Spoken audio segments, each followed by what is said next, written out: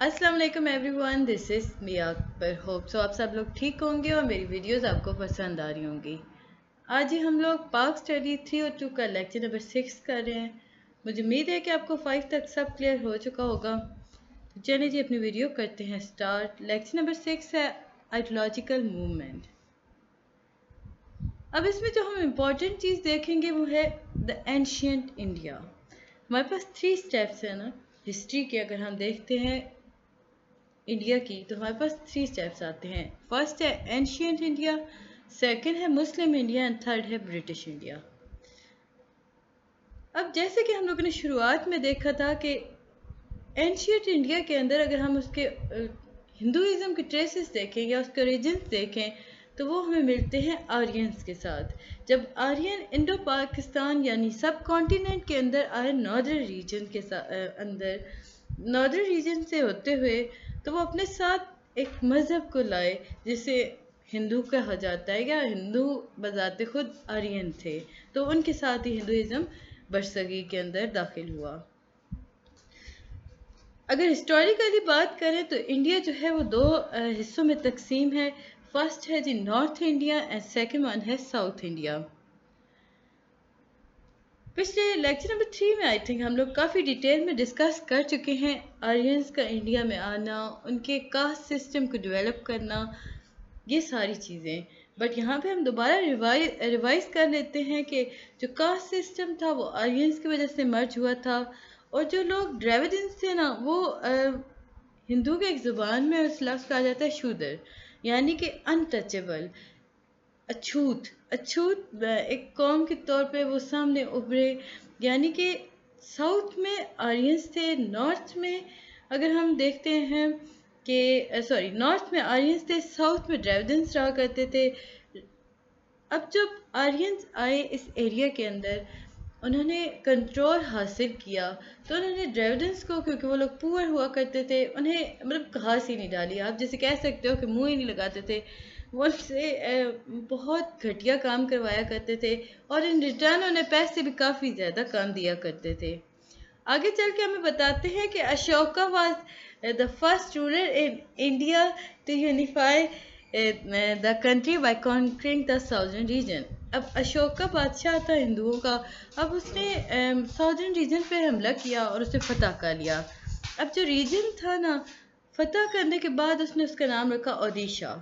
अब अशोका जो था एक बहुत बेहतरीन जंगजू हुआ करता था। उसने जंग लड़ी, वो जीत गया, और वो पूरा एरिया पर उसने हुकूमत करना स्टार्ट की।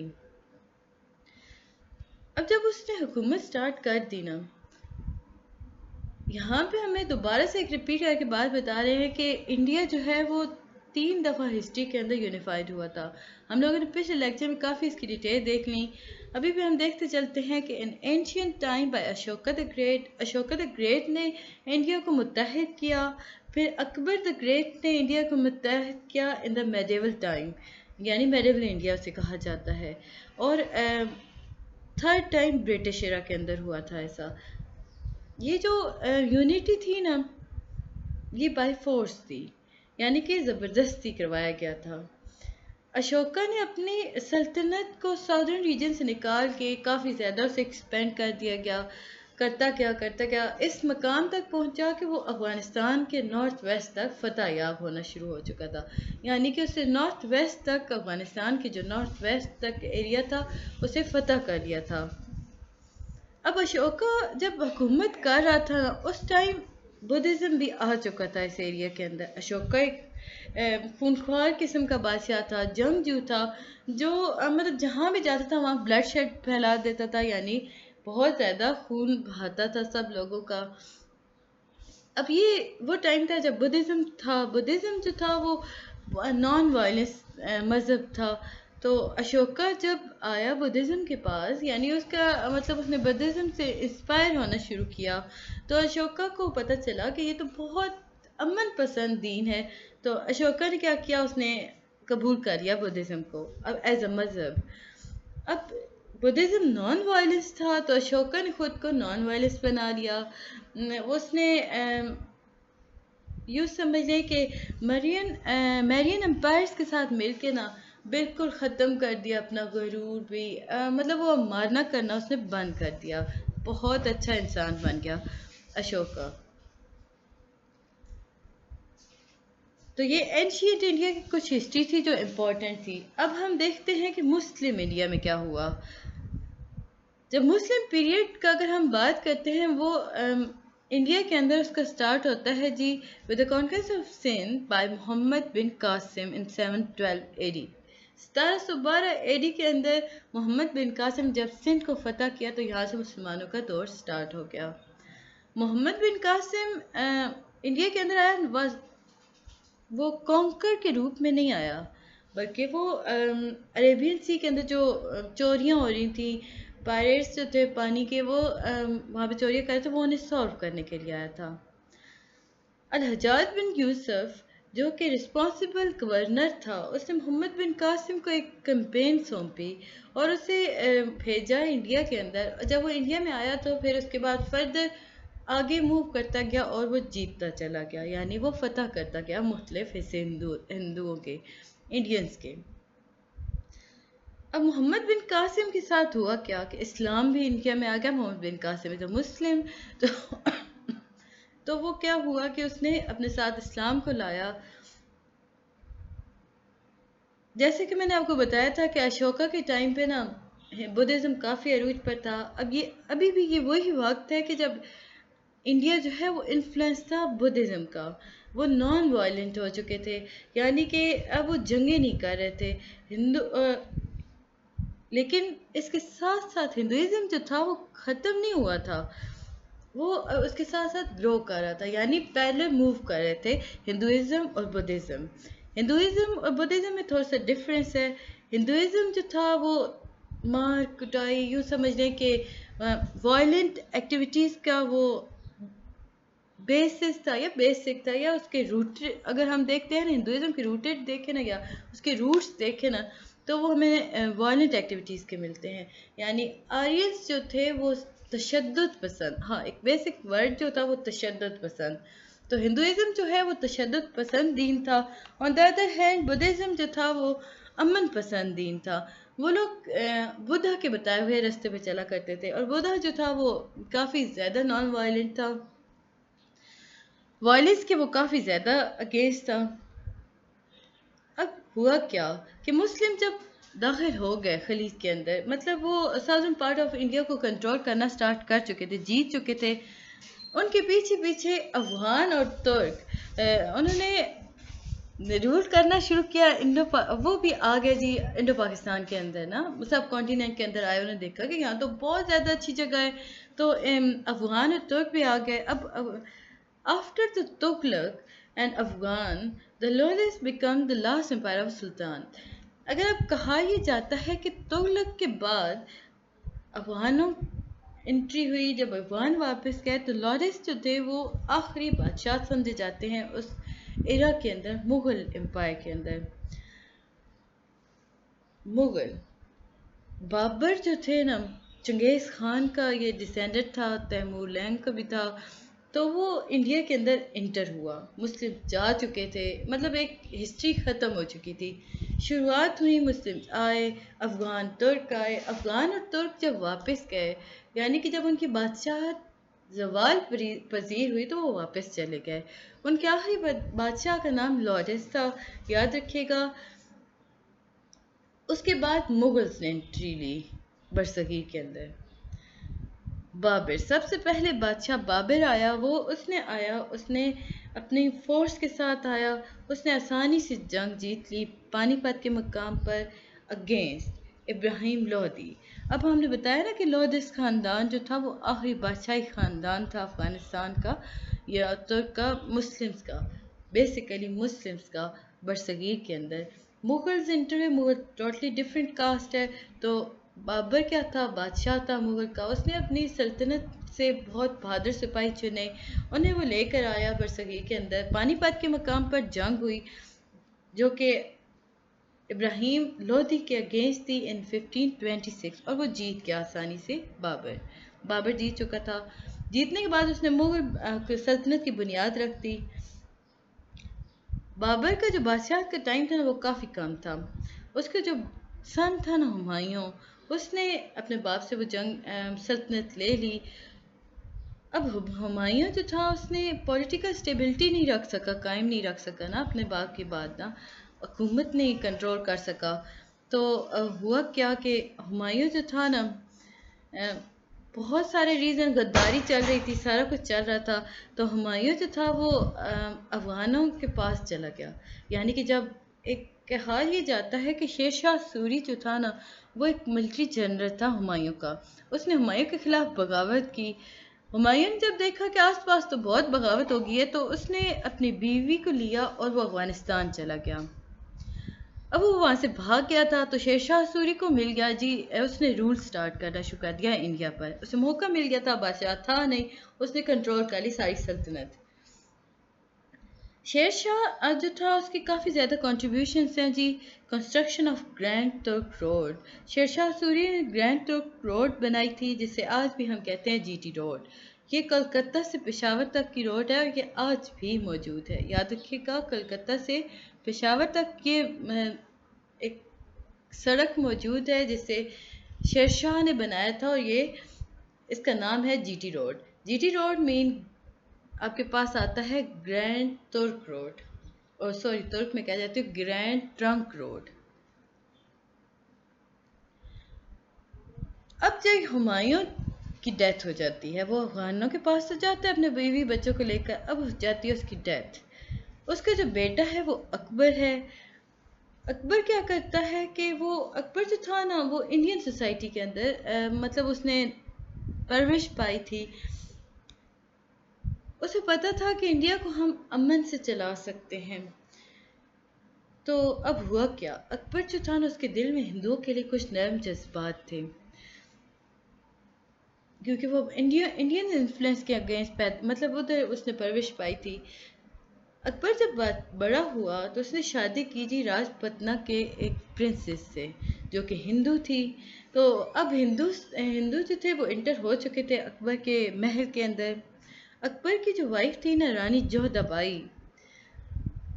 اب میں نے جب آپ کو بتایا کہ راج پتنا کی خاندان مطلب وہاں کی پرنسس تھی جس سے شادی کی تھی بادشاہ اکبر نے، اس کا نام تھا جی رانی جوہدا بائی.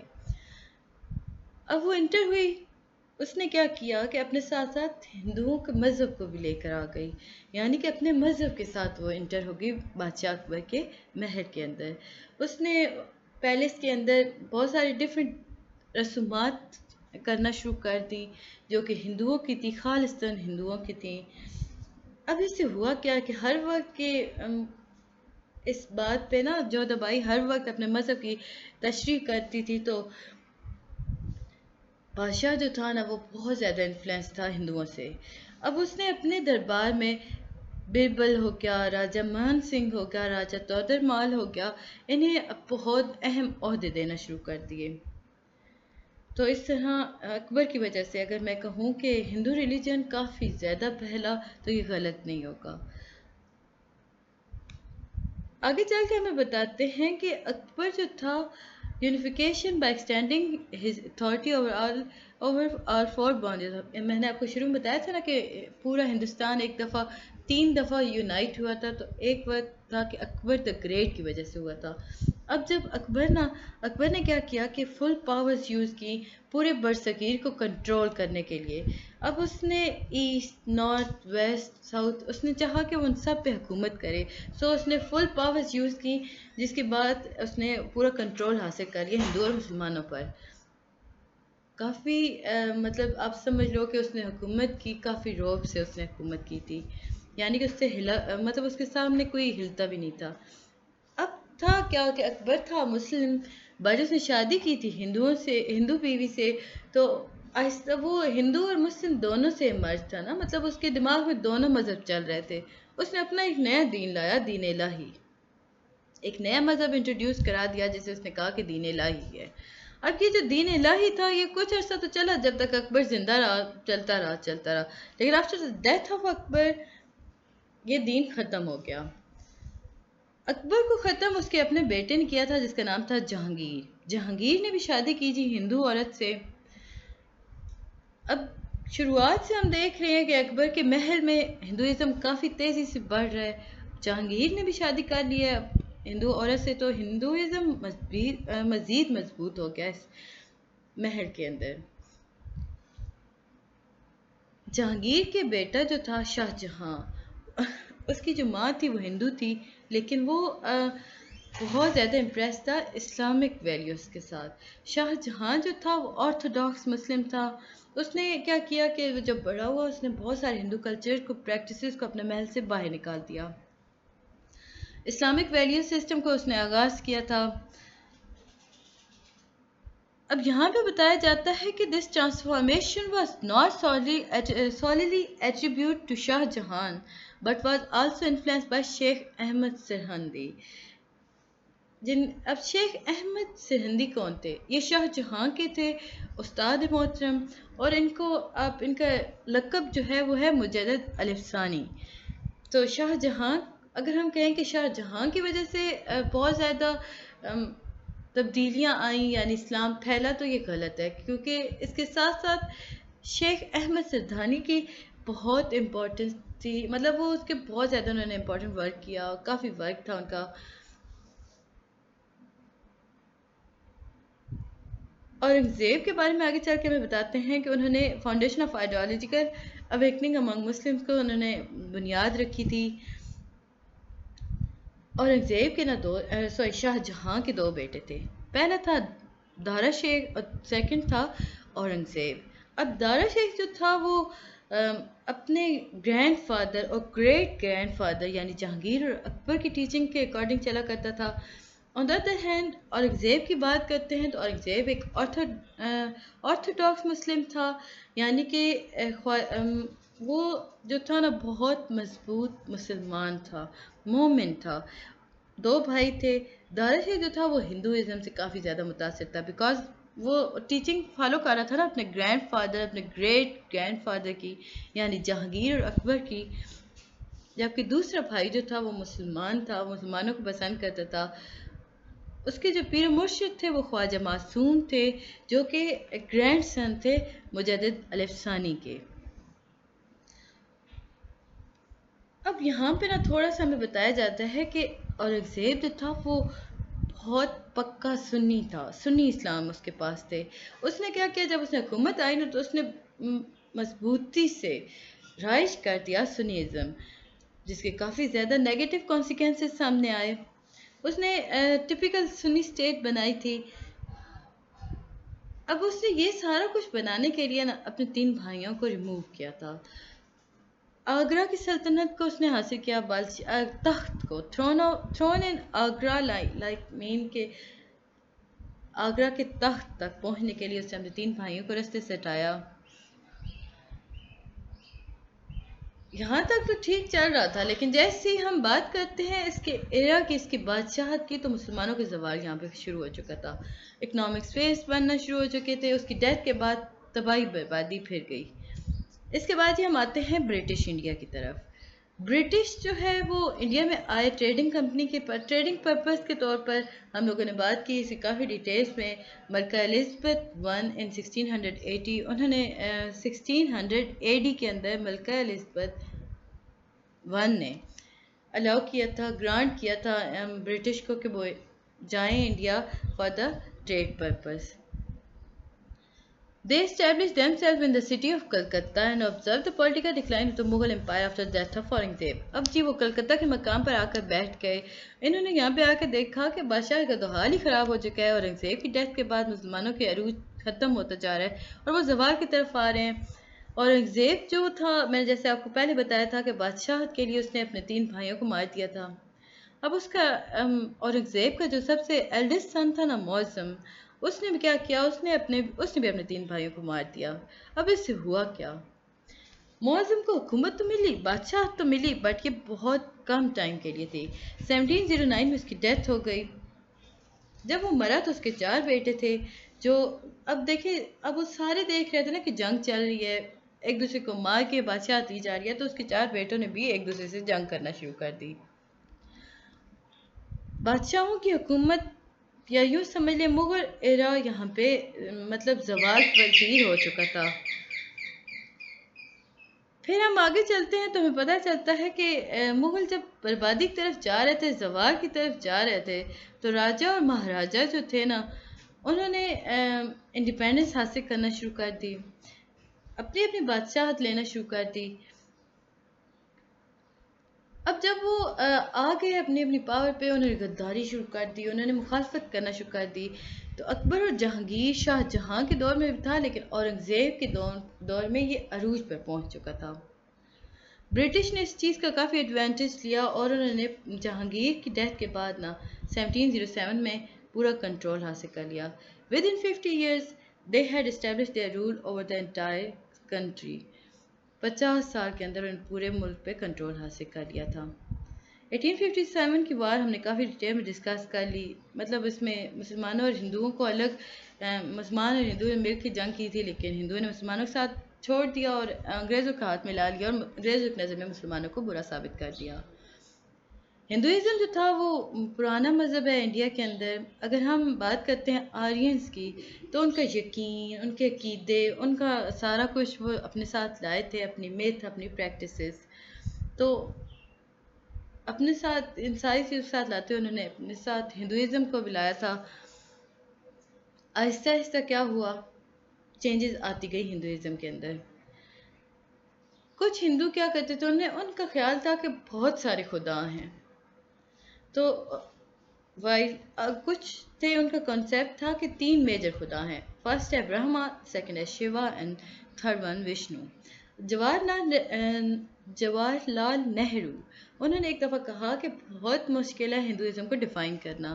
ان کے نزدیک ہندو جو تھے نا، وہ ایک خدا پہ یقین نہیں رکھتے، ان کے مختلف خدا ہیں، بہت سارے نان بلیورز بھی ہیں جو خدا کو مانتے ہی نہیں ہیں۔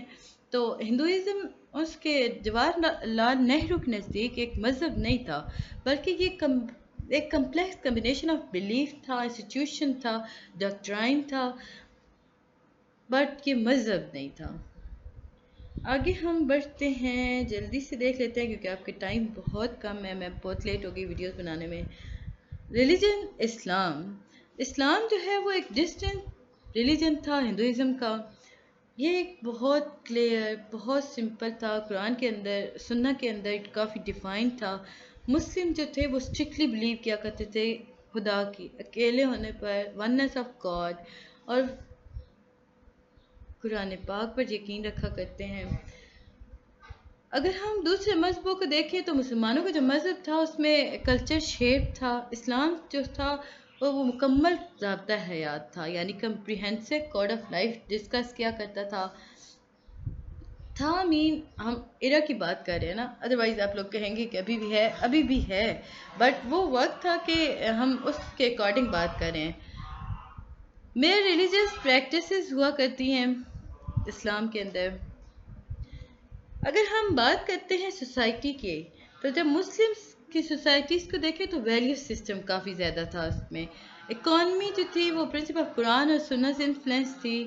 کمپیریزن اگر ہم کرتے ہیں ہندو اور مسلم کا تو بہت ڈفرینس ہمیں ملتا ہے۔ مسلم کیا ہیں، ایک یونیفائڈ اینٹی ہے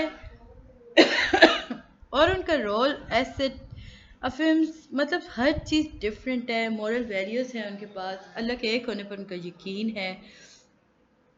ایک اور یہاں پہ ڈفرینس ہمیں بتایا گیا کہ مسلمان جو ہے وہ یقین رکھتے ہیں فرام برتھ ٹو ڈیتھ کہ وہ مسلمز ہیں، ہندو جو ہیں وہ ڈائیورس ہو جاتے ہیں۔ مسلم کنسیڈر کرتا ہے بچہ پیدا ہوا ہے تو وہ مسلمان ہی پیدا ہوا ہے، آن دا ادر ہینڈ ہندو سمجھتے ہیں کہ جب تک ان کی سیرمنی نہیں ہوتی تب تک وہ بچہ ہندو نہیں ہے، یعنی جب تک اس پر آپ اسے کہہ سکتے ہو پریکٹسز، ہندوازم کی پریکٹسز نہیں ہو رہی ہوتی تب تک میں اگر اسے بہت سمپل کروں تو رسمیں، ہندوؤں کی اپنی رسمیں جب تک اس بچے پر پوری نہیں کی جاتی نا تو اس وقت تک وہ بچہ ہندو نہیں کہلاتا۔ مرنے کے بھی اسی طرح ڈیفرنٹ ہے، مسلمان دفن کرتے ہیں، ہندو جلا دیتے ہیں۔ ہندو ویو جو تھا وہ اگر انڈیا کا ہم بات کرتے ہیں، ہندو جو ہے نا وہ سمجھتے ہیں بھارت ماتا، یعنی کہ وہ انڈیا کو بھارت ماتا کہتے ہیں، لیکن مسلمان جو اسے دیکھتے ہیں وہ میں اگر کہوں کہ لینس آف اسلام، وہ سمجھتے ہیں کہ اسلام کا گڑھ ہی برصغیر کے اندر یہ والا ایریا ہے یا ریجن ہے۔ تو یہ تھا جی لیکچر نمبر 6. مجھے امید ہے کہ آپ کو سمجھ آیا ہوگا. ملتے ہیں نیکسٹ ویڈیو میں، تب تک کے لیے اللہ حافظ.